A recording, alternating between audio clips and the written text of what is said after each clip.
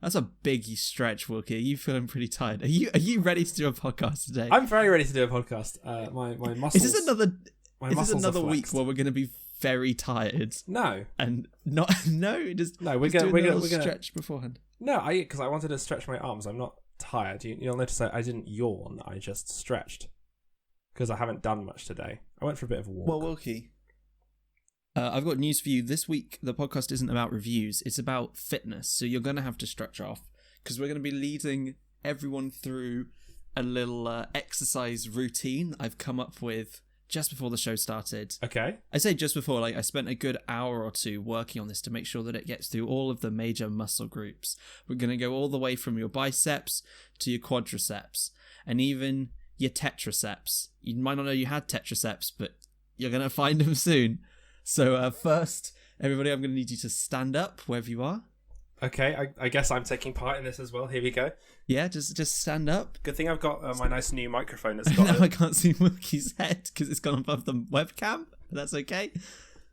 Oh, he's tilted it. Okay, yeah. Here we are. Okay, now Wilkie. Yes. Now you're going to listen to this whole entire podcast, and that's going to be your workout for the week. I hate you, Hamish. I want that on record. I hate you. Hit the theme song. Can I sit down? Yeah.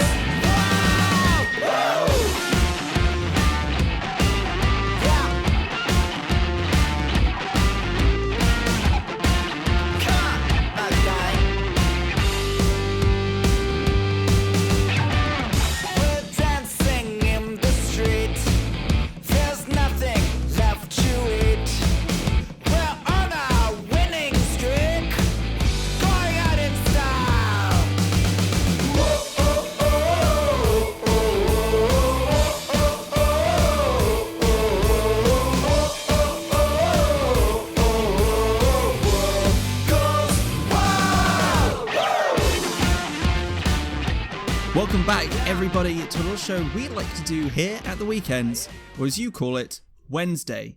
It's of course Boy Review with me, Hamish, and me, Wilkie. What up, Wilco? I keep meaning to introduce myself as like someone else. So like you'll be like, and I'm Hamish. I'm like, and I'm Sean Michael Caine. No, that's not Michael Caine. That's Sean Connery. No, it also sounded like you said Sean Michael Caine. So you kind of did like a combination of the two. Yeah. My name is Michael Caine. Very good. It's like, wait, if I close my eyes, it's like he's here. Do it again. Master Bruce. What's the point of lifting all those logs? Master Bruce. Master Wayne. You can't just say Master Bruce 10 times. Yeah. He lifts tires, I believe. Yeah, what's the point of lifting all those tires, Master Wayne, if you can't lift a log? I thought it was Master Bruce. Master Bruce. Master Wayne? Master. Master Wayne was my father. Please call me Bruce. I don't know why I try anything on this show. It always goes wrong. No, Wookie, I appreciate it when you try things because it gives me something to laugh at you for. That's fair. Hamish, add in post like the sound of my like jester hat jingling because I'm a clown. Oh, you're not a clown, Wookie.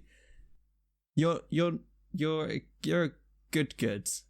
You get a rating this week. Hey, I technically do have to win the competition to be officially good, which is rather upsetting. It's like Goodwill Hunting, where I'm just cleaning the floor here, and they've got all the names up on the wall, but I'm just cleaning the floor. Is that what? See, can we rename it Good Wookie Hunting? And then that's what you're doing. It's good. Wilkie is hunting for that score. Good. He's Wilkie coming hunting. in. He's cleaning the floor, and that's the plot. That's the next episode of Pitch done. There's something that isn't my fault. I watched the film once. I can't really remember. You accidentally chiseled the wrong name in. You meant to put in Bill, but you put in Ball, and now just all balls are good. And you've ruined everything. Well, I'd rather you said that sentence than I did. I'm gonna cut that out of the file and use it somewhere. Great. Well, I can't think of a very good segue into this. I get to go first this week because it's my topic. Yes. And I was thinking the other day, after I was talking with Izzy, my girlfriend, and she mentioned that she saw that Warwick Improv Theatre Society, WITS, a society that we were both parts of. It was where we both met at Warwick. It was indeed. And she saw that they are announcing that they do bi-weekly sessions. And she had taken that to mean, oh, that's odd. They've obviously gone from twice a week to once every 2 weeks. And I revealed that bi-weekly can mean both once every 2 weeks and twice a week. Yes, it can. And then it occurred to me that that is a pointless, utterly useless word. Because without explaining which version of bi-weekly you mean, it doesn't work. Because you can't say, oh yeah, we put on a session bi-weekly. Someone then say, well, do you mean once every 2 weeks or twice a week? You have to provide extra clarification. And so you might as well just start with twice every week rather than... Or once every 2 weeks. Yeah, rather than say bi-weekly true. And then be forced to then clarify further. Exactly. So I wanted to go through a bunch of other words which have similar spellings or pronunciations or are actually the same word, but are ambiguous as to what they mean, because I think it's important that people know to avoid these words. We're an educational podcast. They are not good, because you need to make sure you're understood well in life. Quite ironic that you flubbed that sentence. Do words good. Do English good. Is this, Hamish, is this your first foray into doing a segment? Is this like a quiz? Do I have to guess what the words mean? No, I'm just going to go through some that I found on Insider. It's really hard to find a list of ambiguous words. Because when I Google it, it starts just trying to give me synonyms and stuff like that. But I want to start with one of my favourites. Coming in with wits. There's a great improv game, Wilkie, that involves at least 3 people, called Sit, Stand, Lie. There is indeed. It's not a favourite of mine. Well, for ages, by which I mean all of the few minutes before someone played the game in front of me, I assumed sit, stand, lie involved someone having to sit at all times, someone having to stand at all times, and someone that could never tell the truth.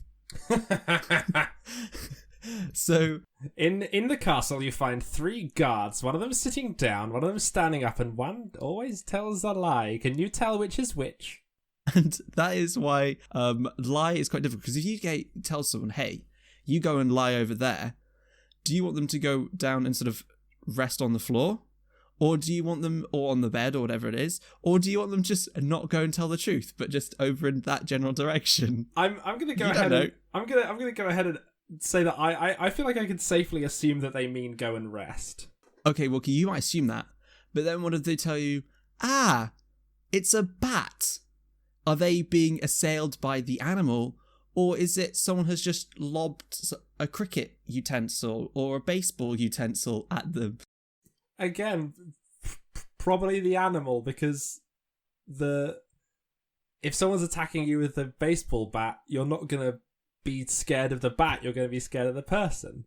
But what if you've not seen the person? Or what if it's just a bat has come to life and it's going to come at you? It's going to just whack you. An animated bat. Okay. Now this one doesn't work when you say it out loud, but you've got to see it written down. I'm of course talking about read, because you can say I read the book or I read the book, and they're both very different, but they're both spelt the same. And so if you're like me and you're reading a book, you don't know whether you've already done it or you're doing it currently. And you start becoming a Time Lord. Yeah, you become... Like, I exist in 2 you become times at once. Unshackled from time, and yeah. Again, Hamish, I don't want to put you down. I feel like you're reaching, because context is your friend here. Well, you talk about context, but here's one. Imagine that you and I are at a party, and it's at a really cool castle with a really great gate at the opening to it. Like Drama Ball last year. Like Drama Ball from earlier this year. Was that earlier this year? Yeah, well, kid, that's right. It was in 2020. I've become unshackled from time. I'm the Time Lord. What? That's crazy. Wilkie does sound like... Oh, Wilkily Wobbly. That's what you are. I'm going to ask you not to say that again, because that's horrible. Woogly wobbly timey woogly. Please, Hamish. Okay, I'll stop. But the opening of that castle would be an entrance. So you could say, oh, what a great entrance. But imagine I was coming through, strutting in like Tobey Maguire from Spider-Man 3. And someone says, wow, that's a great entrance. Are they talking about the castle gate that I have just come through? Or me doing a great Tobey Maguire thing? Because both are great entrances. I guess, yeah, fine, sure. See? It's ambiguous. And then they'd have to clarify, I mean the really cool guy. Because Tobey Maguire from Spider-Man 3... Gonna tell you, Wookie, Hamish, I haven't seen the film. I don't know what you're referring to. You've not seen Spider-Man 3 with Tobey Maguire? I've not seen any Spider-Man film that isn't Tom Holland. I've got to say, you've not entirely missed out. They're not the best, but they're definitely cultural touchstones. That's a whole meme right there. The guy sort of clicking his fingers, finger gunning as he goes down. Oh, I might have seen that. Exactly, that's what I'm talking about. I've seen the Pizza Time one as well. Pizza Time. Yeah, when he delivers the pizzas. That's Spider-Man, right? Oh yeah, he does deliver pizzas as Spider-Man, because that's what you do. If you have superpowers, you go and deliver pizzas. He's got to pay the bills, just because he's Spider-Man. That's fair. You can't just sort of set up a bank account. You can set up a bank account under Spider-Man's name. Set up a like a Venmo as Spider-Man. Like, hey, if Spider-Man saved your life, maybe chuck him $10. He needs to eat today. And if Spider-Man was looking for other ways to earn money, he might want to consult some business people. But does he mean to give them advice, or does he mean to get advice from them? You don't know, because I just used consult, which could mean both. Yeah, that's fair. And there are a few others. There's here's a good one. Here's a good one that I'm going to end on. You've got clip. Because clip can be really confusing, apparently, because the word can mean to cut something apart, or it can also mean to attach it together. So if I say just go and clip those two things, do I mean put them together, or do I mean to take them apart? You don't know. I without any context, no, I don't know. If I tell you to go and watch a clip show, are you going to go and watch a show with lots of fun little clips on it? Or are you going to watch a show about people cutting things up or putting things together? There's so many different options that it's just confusing. And that is why all these words are so bad and ambiguous and deserve a bad bat. Ambiguous words aren't helpful to anybody. Welcome to our new podcast clip show. ASMR nail clipping right into my new microphone. Oh, that sounds awful. Oh, there's loads of lists of ambiguous words. There's foot. If I'd say, Wilkie, you say you're 6 foot tall, but are you 6 foot, as in a measurement, or 6 of foot? I mean, you don't know. Famously, that's about the same. Like, that's why a foot's called a foot, right? No, I assumed it came from somewhere else. Is that why a foot's called a foot? Yeah. Well, yeah, it's because you'd measure things by, like, walking toe to heel, and you'd come up with a distance in feet. Because it was how many lengths of your foot you had walked. I just always assumed that was... It was one of those things where it seemed so obvious it's not actually true. I'm going to go ahead and say that's it. Like, you had to measure, like, a room or something, and you'd walk across it toe to heel and say, okay, well, that was 15 of my feet across. No, I've looked it up. It's called a foot because it's originally based on the length of a foot. But I had just, in my head, assumed, it's called a foot. Then where did you get an inch from? Who decided we're going to break up a foot into 12 separate parts? Someone who had an object smaller than a foot. Someone who had 6 toes, and they're the one that decided it, and they had 6 toes on each foot, and they thought, oh, this is normal, and they measured one of those, and they decided that would work.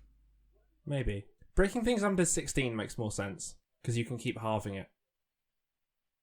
True. So that's why this is a cool thing, because we do a lot of things in particularly metric. If you do things in metric, which is the most common scientific option, that's based on tens into 100 and all of that. But actually, the Babylonians who did maths ages ago, they like the number 60 because 60 does divide into way more parts than 10 does. By which I mean, like, you can divide 60 by itself, 30, 15, 20 even, 15. Like, so many more numbers given its size compared to 10, which can only divide into so many other smaller components. Yeah, numbers are really interesting, Hamish. And speaking of what numbers can potentially be divided by. Explosion sound effect. Hello, everyone. Welcome to Prime Time. I bet you'd forgotten, Hamish. It's episode 5.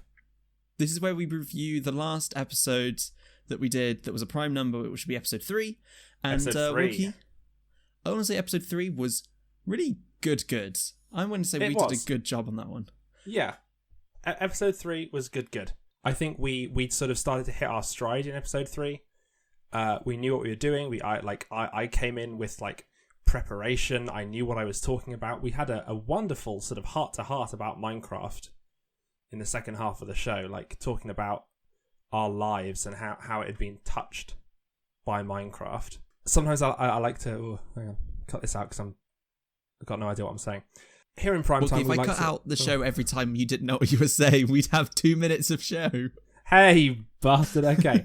We like to go back over the episode and like see where we are with the things we talked about. So, Hambo, in terms of Pokemon Go, have you caught any cool Pokemon in the past 2 weeks? No. I haven't actually been playing much Pokemon Go. At home, where I live here, it's much harder to play, and there's no Pokestops really, unless I go a fair distance away. If I go on like an hour-long walk, I might hit 4. Damn, that's not many. If I go on like a usual hour-long walk, I have to like purposefully go into the town to go and get more than that. But I do still enjoy the game. I've just been a bit off it recently. I just haven't been playing. I've been doing other things, but still, it's a good game. I like it. That's fair. I talked about the Longest Johns in episode 3. That's a good. They're still very good. I still really enjoy. I still really enjoy the songs that I recommended to you guys in that episode, and yeah, they're good songs still. And Minecraft, I think we're still at a good place with Minecraft. So I think we're still great with all of these. I feel like the issue with doing the topics from our last prime numbered episode is there's normally not that long a gap between the topic and now. So I wonder if reviewing what we previously reviewed is the smartest option. But we can talk about that in the next. We can talk about that in the next prime time. We can. That can be that can be a review of Prime Time, because Prime Time was introduced in the last Prime episode, and I think we've now seen it a second time. And I think we just have to keep going on. We're doing great. Carry on doing great. Carry on being awesome. I want to start a slogan. That's our advice to ourselves is to carry on being awesome. Yeah, I want us to create a new tagline, a new slogan. Okay, for Boy Review, for Prime Time, for what? For our lives, for everyone's lives out there listening. I was thinking about this. I think this is a fun way to live your life. Be more Boy Review. Hashtag be more boy review. Wait. Yeah, be more boy review. Just be more boy?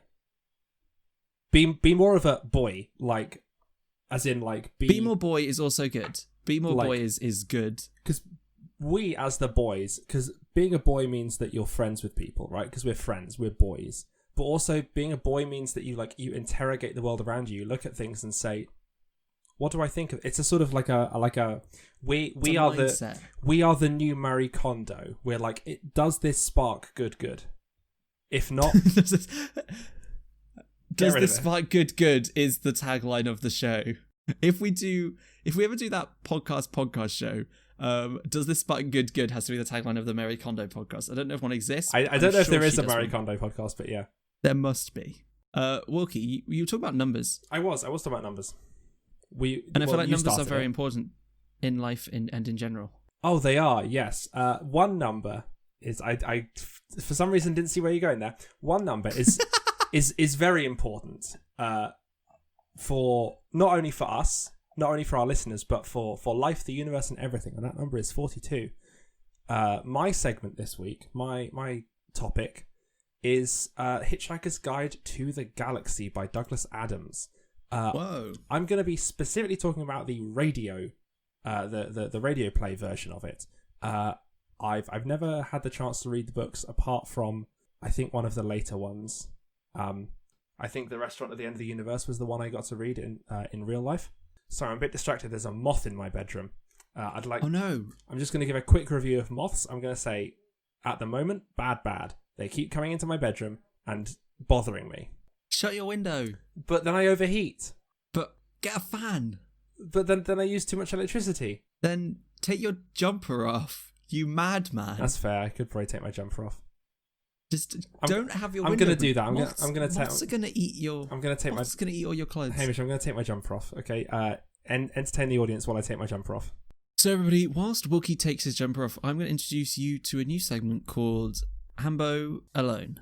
This is where I have to sort of start setting up traps, so when Wookie comes back for the show, he's not going to be ready for it. It looks like he's coming back really soon, so I don't have long. So I was thinking, though, my first trap could be just to get a big tub of marbles and just throw them on the floor.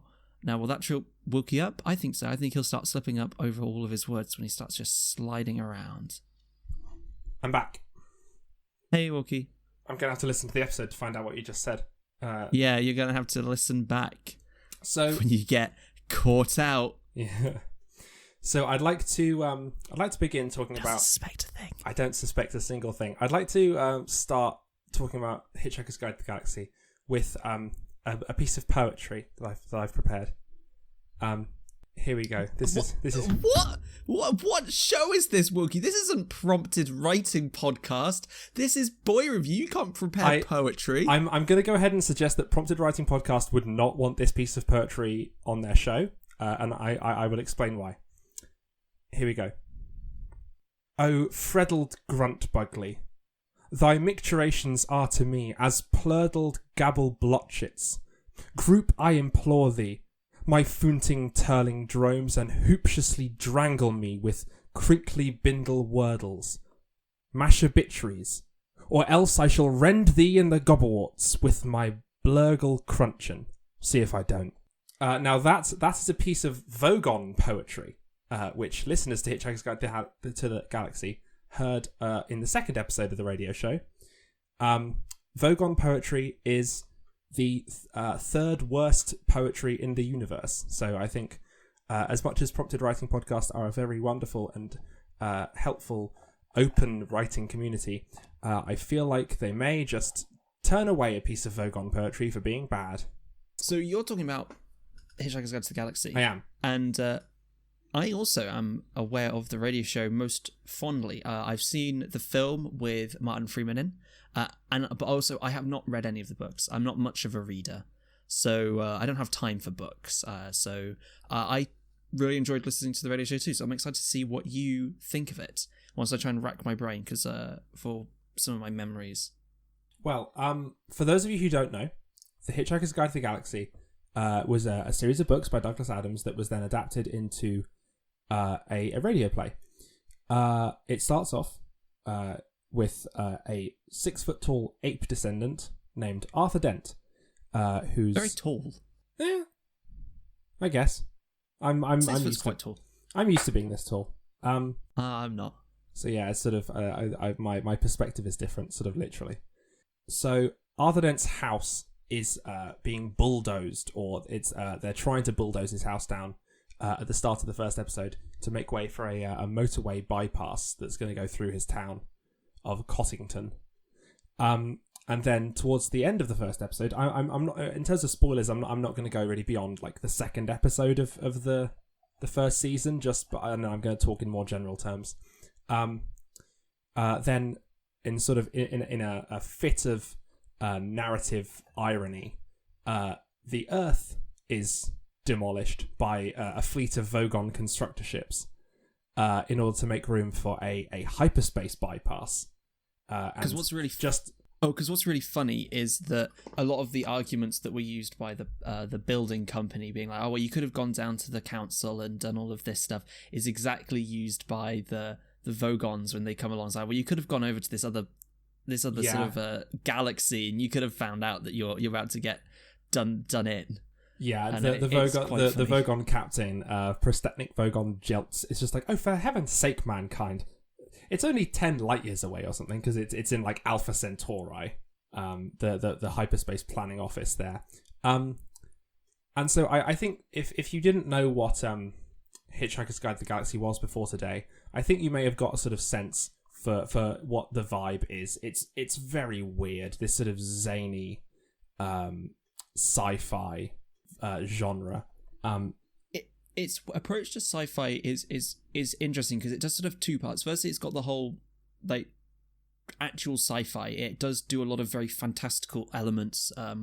Sort of you have spaceships that can go at lightning speeds. You have a very I've used fantastical, a very sort of over the top rules of science which really break the boundaries of everything that we can currently do and probably would ever be able to do. But then also it does a very good job of then saying, well, that might all be true, but it still has these very mundane elements which then are what make it weird. So sort of the idea of having to have planning permission to demolish a planet, and that people could go and protest their planet being demolished by going to that planning office is very, if you boil it down, that's how planning permission works and stuff sort of in the real world. So you just blow it up to sci-fi proportions and it seems very odd, but that's what makes it very zany, as you've said it. That's what makes it so excellent.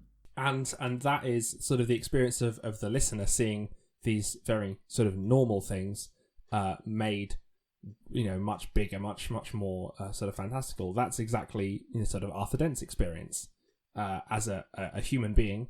Even his mate Ford Prefect isn't a human being.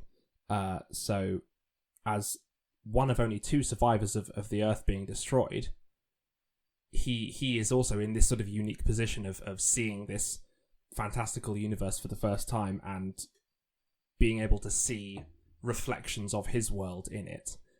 There's again, very early on towards the end of the third episode maybe, we learn about the planet of Magrathea, where planets were custom built by pushing energy through white holes, where it comes out as matter and you can build planets out of it for people who were rich enough to want their own planet. And you think, oh well, that's ridiculous, but then you realize, oh, there's people who can buy, you know, islands on Earth, and that that entire island is, oh, there's people who buy, you know, people who have like these mansions built for them in the Hollywood Hills that are sort of stupidly large. You know, you'd never need that much space. So it's like, okay, well, it's just something else that is sort of the same throughout the universe, but it's just and I quite like bigger. Some of then the mundaneness as well. Just like you on that planet, they meet the guy that was quite good at designing fjords, and it's just quite an odd thing. Like, okay, I guess this guy's just he's good at designing things. It's like as a builder might say, oh, I'm quite good at tiling roofs. This guy's good at doing this geographical setting, and I think that's a really awesome idea. And there are so many great things in the Hitchhiker's Guide to the Galaxy. This is jumping ahead a little bit, but I liked a lot of the cricket arc, which I won't talk too much about because that is jumping ahead quite a lot. But I always found that funny, sort of the idea they take cricket, the popular UK sport where you hit a red ball with a bat. That's another ambiguous word, because if you could say there's cricket going on outside, they could mean the game, or they could mean the little chirpy insect. Very true, Wilkie. Very, very true. Who knows what they're talking about in Hitchhiker's Guide to the Galaxy? You don't actually know, ever. Yeah, not a lot. But I think that is what is so excellent, and it does keep coming back to it. And I think because you mentioned it was a book first, I thought it was weirdly done. I thought it was firstly a radio show, then the first 3 seasons. They did 3 seasons of it. Then it was the books were all written, and then the 4th and 5th were done. Yes, it was. You are right there. That was my misremembering. It was written for radio by Douglas Adams. Yeah. And then became a series of books later on. And then, because it's called a trilogy in 5 parts, and there is a 6th book that was written by Owen Colfer, who wrote Artemis Fowl. I don't know whether he won a competition or whether he just sort of said, I'll do this, and it was sort of given a green light by people that knew Douglas Adams to be like, yes, you can finish off this. And I haven't finished it, but when I did start it, it did a very, very good job of bringing everything together, because there are lots of different versions of Hitchhiker's Guide to the Galaxy, which if you read or listen to the very last episode of the radio show or read the last book, they all end in very different places. And so he did a very good job of accounting for all of that in his book and saying that is all true. And I think that is quite excellent when someone does that as a sort of sidebar. Yeah. The Hitchhiker's Guide to the Galaxy is sort of like we were referencing at the start of this section. It's a absolute classic. 42 being the answer to life, the universe, and everything. The answer that deep thought, the massive supercomputer, came up with. That's I don't think I would wager that no piece of cultural information, no one reference has spread further than 42. No, I don't think so, because it is just sort of this thing that people know. Yeah, it's on the sort of level of recognizability as like a lightsaber, or like the USS Enterprise. It's like, oh yeah, I know what that is. Like, oh, that's from Star Wars, that's from Star Trek, that's from Hitchhiker's Guide to the Galaxy. It's because a complete classic. I think it is, because it's one of those things where it's very British humor, very odd, but also it's, when you're watching it, it's just like, it's so easy to sort of understand why it's funny. And to be like, yes, that is why this is good, and I think that's why it is such an excellent thing. I was reminded of it earlier today, and like how much I used to enjoy it, because I had a series of CDs. I used to have a lot of CDs that my dad would then burn onto his computer and then put onto the iPod. I remember all of my things. So I had like the big classic black 64 gig iPod. I can remember all of my CDs, all of my like audiobooks. I had loads of myths and legends, or like those sorts of things. They would all of their file names started with Z. My dad would like edit them, and this was Z dash Hitchhiker's Guide to the Galaxy Book 1. So in the iPod, they were all just alphabetically sorted to the bottom of the list so that I could find them really easily. Because when I was a little younger, letters are hard. Yeah, I was gonna say I couldn't do the alphabet. I think it was just to keep my stuff out of their stuff, so that they weren't dealing with Hitchhiker's Guide when they were trying to look for birds or something. So is it just me, or if I'm trying to work out where a letter comes in the alphabet in relation to another letter, I have to go through the alphabet. I don't just necessarily know that one letter comes after another. Sometimes I can do, but sometimes I don't. Yeah, there's a few where like I know that N comes after M because I know that they're next to each other. But yeah, a lot of the time I just have to go through the entire song. And then halfway through the song, I forget which letter I'm supposed to be looking out for. Because I was doing this the other day. I was because we're doing a D&D campaign right now that I'm running, and I was making a spreadsheet where I could keep track of all of you guys like useful information, so I know like what your passive perception is and stuff. And I wanted to put you guys. Each column was going to be one character with all the information going down the side, and I was going to put you in alphabetical order. And I was going along like trying to work out where a certain letter came, and I would be halfway through it, and I thought, wait, no, I'm sure I've gone past it, and I have to start again. And I kept getting lost trying to do it, and then I was like, oh, you know what? I'm gonna do it the other way. I'm gonna have your names down the side, and each of you is gonna have a row of the spreadsheet, and then I can just get the spreadsheet to alphabetize it for me. Very smart. Using technology to do everything that we need it to do in life. Just do the alphabet for me, please. It's because you talking about putting Hitchhiker's Guide to the Galaxy onto an iPod had the exact same thing. That's what I used to listen to so much. Sometimes I find it hard when it gets to later at night, it's just like falling asleep. Like my brain's just hyperactive. I'm still going. I don't know what it's been that's kept me up. It could be a whole host of things. And so it's really good to have something to listen to. Right now it's like a lot of podcasts, particularly one that I've listened to already. I can just sort of start the opening. It's like, yes, I remember this. And I just conk out within like 10 minutes. Yeah, that's it. I can't listen to something used new, to be that for me. That was why I liked the cricket arc so much, because that was my favourite. So that was the one I knew the best. So I knew, I can put this one on because it doesn't get that loud for like 30 minutes. So by that point, it'll have ended, so I'll be fine. And I know that I can just relax this, and I could just sort of meditate to the comedy that I'd already heard so many times before. Yeah, no, I completely have that as well.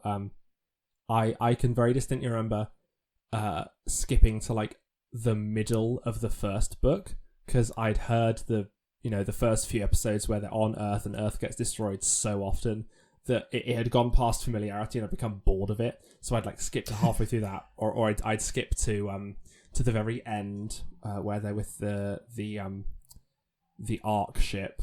That arc there, that's another one. Arc, like a story arc, an arc like Noah's Ark. A boat. Yeah, so go and finish that arc. Are you talking about finishing a boat or finishing the story beat? This book here is Noah's Ark. It's either a book about a boat or it's a book tracking the story of a man named Noah. That's very good, Wookie. This is the beginning of Noah's Ark. They are fun to point out, but they are bad to use. They're bad to use. And so they're bad in general. They are, yes. I had something else I wanted to say, and I can't remember it. Who knows? Doesn't matter, Wookie. Let's just give it a review. I once saw... who did I see? This is not going well for me. Maybe I am tired, Hamish. You said at the start I looked like I was tired. Maybe I am tired. It's okay. I think I saw Jeffrey McGivern in real life at some point. I can't remember where. Because the voice of the book. Jeff McGivern is Ford Prefect. Okay. I think I saw... Oh, yes, I remember I saw him. I saw all of them. They re-recorded a couple of episodes of Hitchhiker for charity a few years ago. But they did it live, and they did one at the Brighton Centre in Brighton, where I live. So I went to go see it live.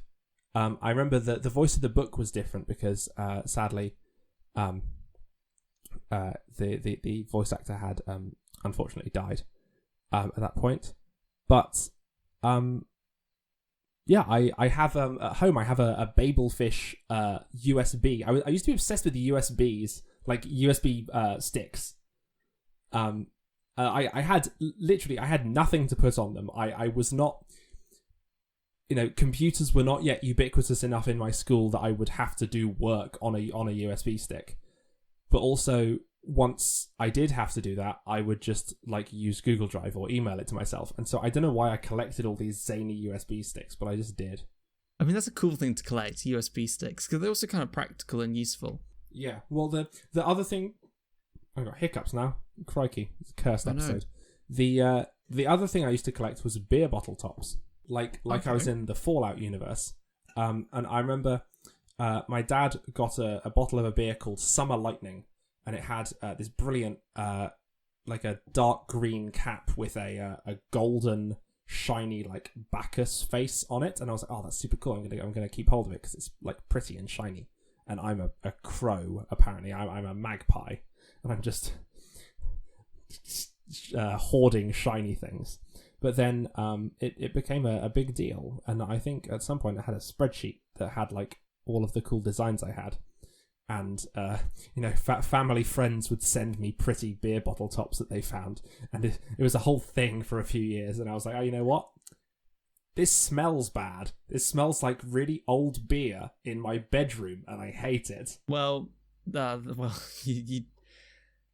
you came out the other end of that one, I guess. I did, yeah. But Hitchhiker's Guide to the Galaxy.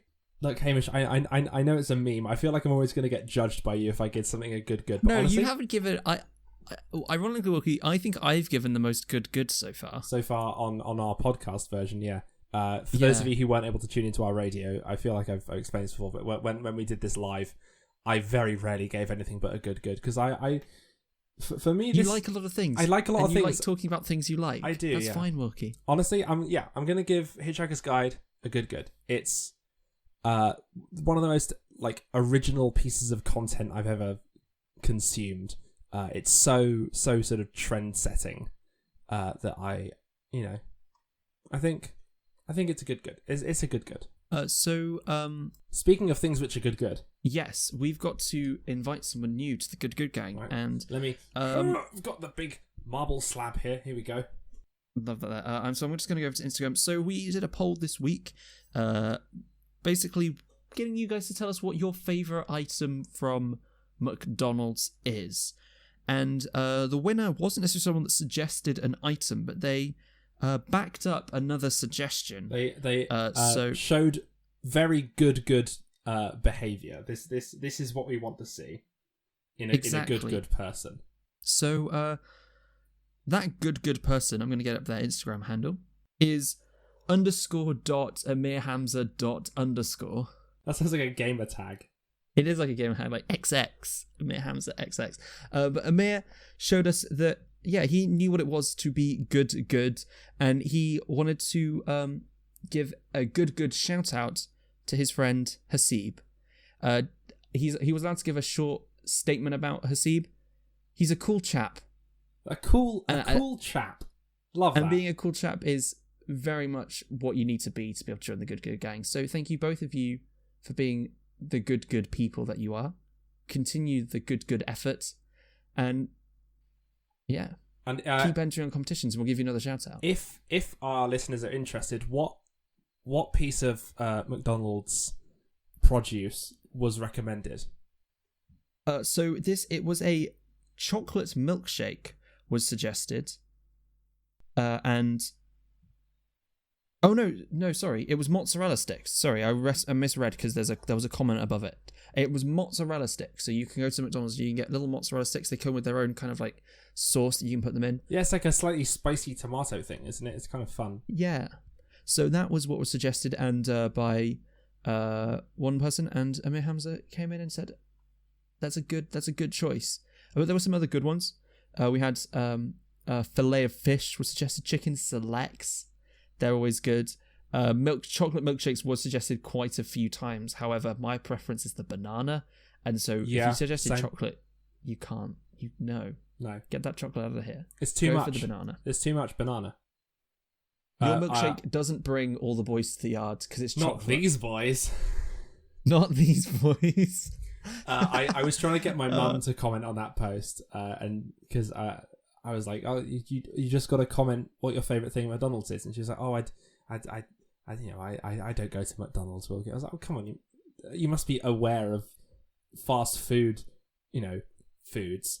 And then that sort of me like probing her memories like that prompted a 10-minute discussion of how my mum did used to get a Big Mac every single day when she used to live in Australia. So I was like, okay, maybe a Big Mac then.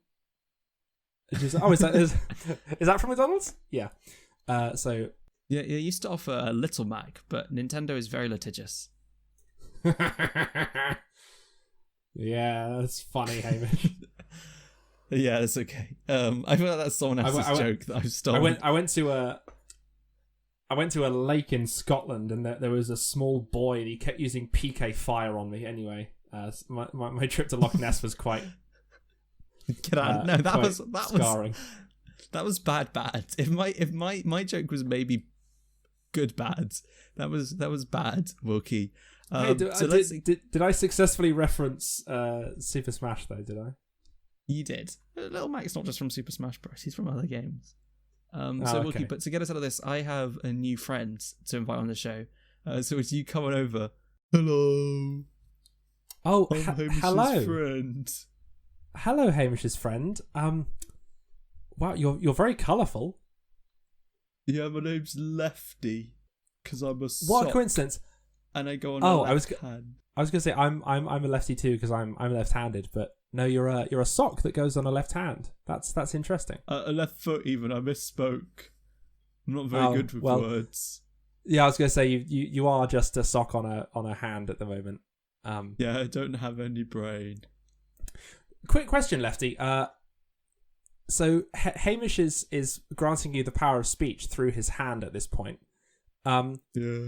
If Hamish were to take you off his hand and put you and then put you on his foot, what happens in that transition period where you're just being held without anything? As a sock? Yeah. I don't know. It all goes. It's all dark. It all goes dark, and then suddenly there's a foot inside you. Yeah, and then it gets all stinky. Oh no, Lefty! I didn't want to know that about. I didn't want to know that about Hamish. No, it's okay. You're sort of blowing up. You're blowing up Hamish's spot here a bit. Yeah, I'm sorry, Hamish. It's okay, Lefty. It happens sometimes. We all make mistakes. Yeah. Just some of us more than others. I'm gonna go now. I'll let you get back to your topic. Okay, thank you, Lefty. You don't have to leave. It's okay. Well, Lefty, you could stay and be an expert witness for this topic. We've never actually had a guest spurt before. I could? Yeah, you sure. Want me to be an expert? Yeah, I mean, I don't think anyone knows more about being a sock than you do. I know a lot about being a sock. What do you want to know about being a sock? Okay. First things first, Lefty. This is a an audio medium here. So obviously our listeners can't actually see you. Can you quickly describe yourself? So I'm a sports sock. I'm meant to give extra support in various parts of the foot when you're doing athletics. Hamish hasn't worn me in a while. He hasn't done any running in quite a few months. Lefty, go now. Hamish. Okay. Wow. Hamish I've murdered Lefty. He called me out too many times. Lefty bit Hamish there. Seemingly took control over Hamish's own hand and caused him to. Wow, socks are a much deeper topic than we once thought, Hamish. Because I was a bit skeptical that we were going to be able to get enough content out of the concept of socks, but wow. Yeah, so socks, very deep, particularly if you buy. Especially if you're very big socks, yeah. So, given what we just learned about Lefty, are socks like, you remember in Toy Story 4, I believe, where Mr. Potato Head has his accessories stuck into a tortilla, and the tortilla is able to walk around and has Mr. Potato Head's memories? I didn't know that, but sure. I don't remember that bit at all, but let's go ahead. So if I were to take Lefty and put him on my left hand, yeah, what would happen? Would it no longer be Lefty? No. Where is the sock's soul, other than on the bottom? Well, that's where a sock's soul is, but that was specifically a sock puppet, which is a combination of both hand and sock. Wait, Hamish. So if you have hang on. If you have a different... Speak the truth to me now. Are you saying that the sock wasn't really speaking to me there, but it was you doing a silly voice? No, what I'm saying is that was Lefty, who was a combination of my hand and that sock. If you were to put on the sock onto your hand, it would be a different personality because it's a different combination of things. So I don't know if you've seen Star Trek, Hamish, or how much, but they're a bit like the Trill from Star Trek, who are both a humanoid race and a race of like... Get out of here, nerds! Like worms. And then the worm... Boot, they're worms! They're gonna crawl inside the dirt! I love dirt! That's what the Trills sound like. They go, oh, I love dirt! I'm a worm! So no, what I was thinking... For people like me, I pity the Hamish who disses Star Trek when he knows Erin listens to our show. Oh, well, it's okay. See, for people like me, the cool kids that didn't get out of school very quickly, I was going to think in colours. Imagine Lefty's like a yellow, and my hand is a red, and your hand is a blue. If you combine it with me and Lefty, that's orange, and if you combine you and Lefty, that's green. That's very works true, yeah. For my good brain. So it's like a two-part soul. So what was Lefty bringing to that character there? I think your hand brought the sort of impish cheekiness to it, and I think Lefty brought utility. He was useful. He could have given us lots of information, but he was giving a bit too much. He called me out for the fact I haven't gone running in quite some time. So the sock itself, weirdly, as an athletic sock, you might picture it as a jock, but the sock is actually smart. But then your hand added sort of a bit of cheek to it, so it used its intelligence to sort of zing you there. That's quite fun, yeah. Right. Because there are lots of different kinds of socks. There's obviously sports socks like Lefty. There's other socks I really like. When I'm around and about, I like the big ski socks or like winter socks where they're just so thick and bushy and they come up kind of a good distance. And if you're wearing I have longer pajama bottoms. I've rolled them up today, so they're like shorts, but sometimes I have them down, and I like tucking them into my sock. Thank you. I like tucking them into my sock, and I feel all warm and cozy. So that's really good. Yeah. And socks can always surprise me, particularly the different kinds of socks you can get. I once had to borrow a pair of socks from a friend, and I didn't realize how far up my leg her socks would go. I think they were longer socks, and I think they were knee socks specifically because they did come up to my knees, and because I just kept putting them on and rolling them up, and eventually they came up. And I was wearing shorts, and it was a very odd combination because I didn't have any other socks. I'd gone swimming, and my socks had got very wet. It's also a sort of an odd decision of your friends to, when you say, "Can I borrow a pair of socks?" to loan you a pair of what, from your description, appear to be thigh highs, which are traditionally a very intimate sock. No, they were like they felt like proper full-on socks. They were black and white and stripy, and they went all the way down. I felt like a zebra. Sure, Hamish. I have a pair of socks. I think more like the first ones you were describing. I think they're technically skiing socks. That I bought when I took part in the fencing novices competition at Warwick in my first year. And I had to get a pair of black and red socks to denote that I was from Warwick. And they're very nice. They're very warm. They're very long. They go just up to just below my knee. But what I love is that on the sort of ankle area, so just where your foot turns into your leg, it's got a little smiley face. Oh. Facing outwards. So when I was fencing and I had like my legs nice and sort of facing forward, sort of in a sort of stance, there's a little smiley face looking at my opponent. That's really cute. Is that to sort of intimidate them? They look at your feet and see a smiley face. Like, I can't stab that. That's a face. That sock's alive. I can't stab that because this is foil and the legs are off target, and we'd have to reset if I were to hit them. And then, as they're thinking that, I've stabbed them in the chest, which is on target for foil. So that's a victory for me. I don't know much about fencing. I had to do it at a scout camp once. Very odd activity at a scout camp, but we did fencing, and it was very fun. Yeah. It was like properly done as well. There was a fencing instructor that knew what they were doing, and we all had we had some equipment, and it was good stuff. Did you have like wires, or was it steam fencing? I can't remember at all. I just remember it being somewhat official. I think we had some pads. It wasn't just in the middle of nowhere. It was a scout camp destination, so you'd have to go somewhere. Okay. And they just had some fencing set up, and it was really cool. I did it with my dad. It was like a parents' camp, so it was a bunch of kids with a bunch of adults, and you would pair off and do things as child and parent. So for me, it was father and son, but there were a whole range of people, who won? And we did. I don't think there was necessarily a competition. I think we were just learning together. Oh, okay. That my dad probably won, in fairness, because I would have been, 10. Yeah, I suppose. So, and I feel like it would have been. I know people often say you can't beat children, but I have been instilled with a very good sense of, you don't let anybody win. My parents never let me win at board games, or particularly my mum never let me win at board games. I can see that for your brutal. And so I can very much just believe my dad wouldn't let me win at fencing. He wouldn't let me live it. He wouldn't live it down. So, and I want to instill that same attitude into my kids.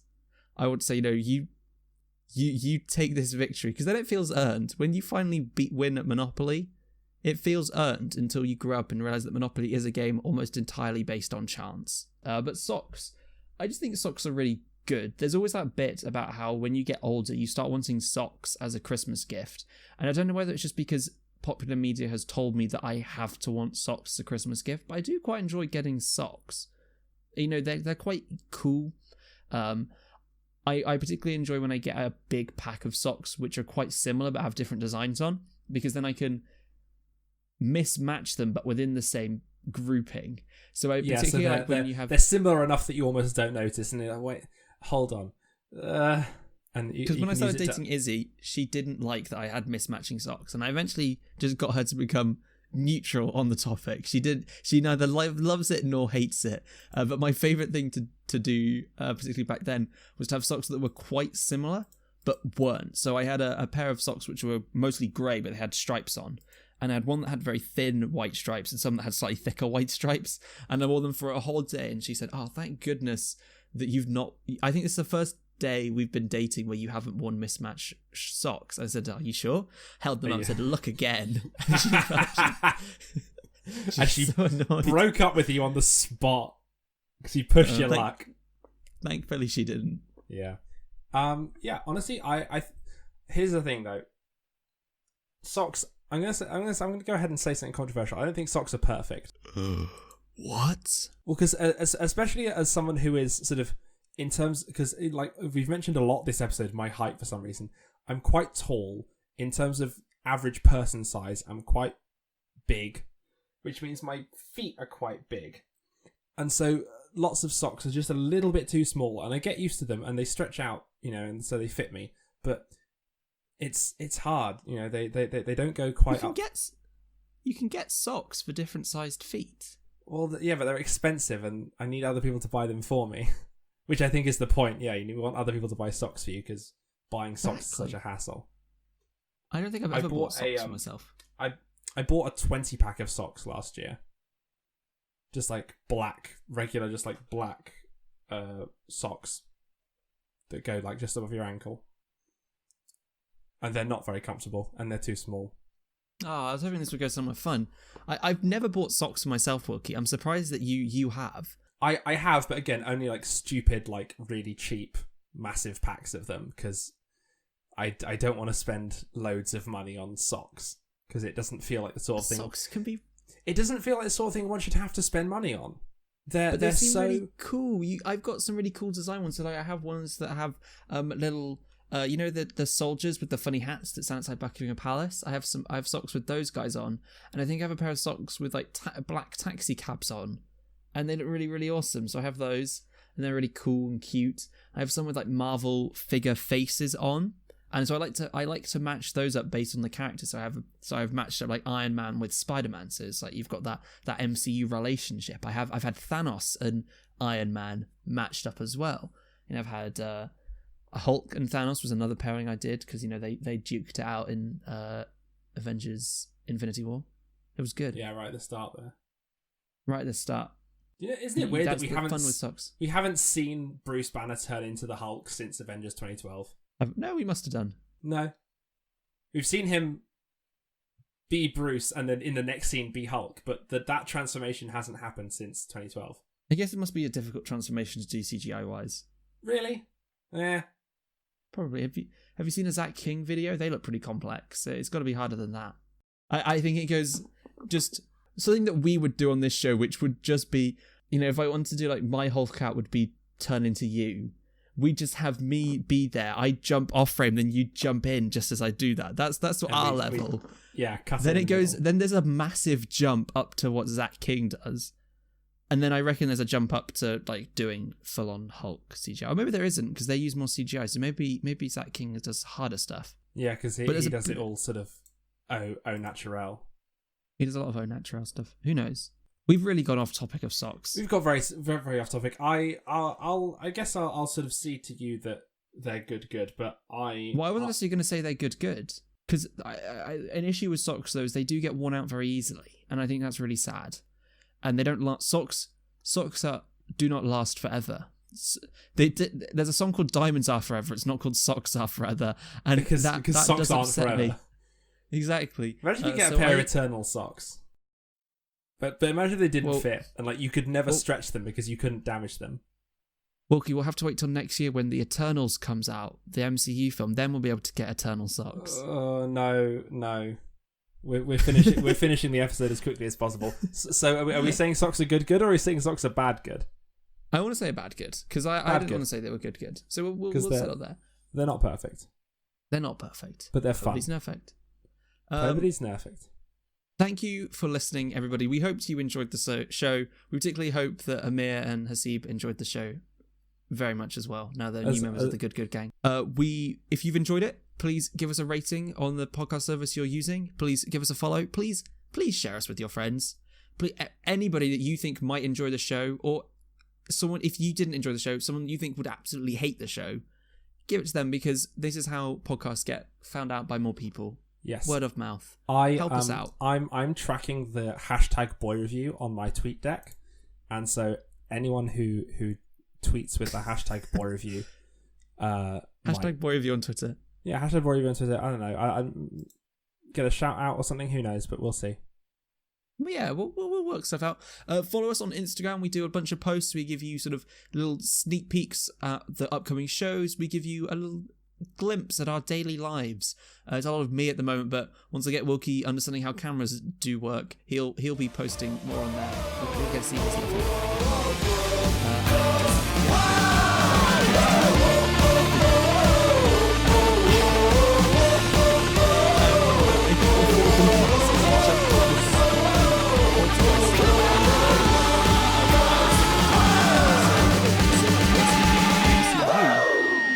next episode.